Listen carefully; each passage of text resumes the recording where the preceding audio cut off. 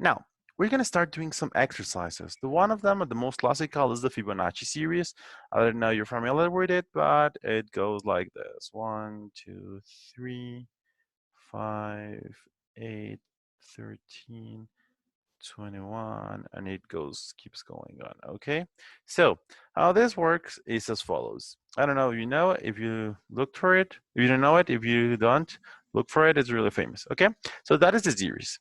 How you get it? You start with two initial numbers. Okay, this is the first one, and this is the second one, around here and around here.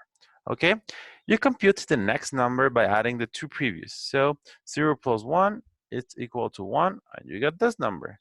Now, to get the next number, you add the next two, which is 1 plus 1, and you get this one. For the next number, you just keep doing the same procedure. You add this two, and you get this one, right? So that is how you get it, and it's pretty easy in a like mathematical or just like watching it. It's pretty easy. But how do we transform that into actual code? It's not that hard. Okay, we're gonna start with a number. I'm gonna call it n0, which is gonna be 0, and n1, which is gonna be 1. Okay, these are both initial numbers that I had over here. They are exactly the same ones than here. Okay, so I got those two. What I do next is I get number 2, and I'm gonna add n0 plus n1.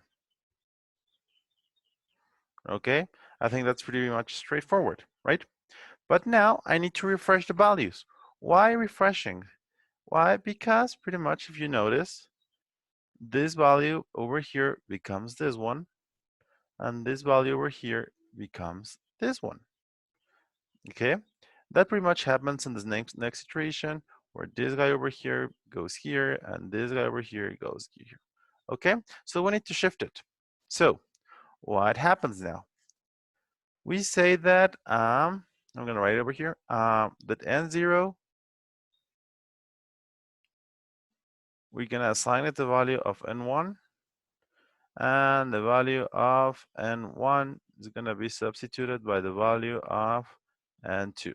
That way, the value of n2 is just like freed, and we just can keep on adding and keep on doing this procedure all over and over again. So it would be the first part.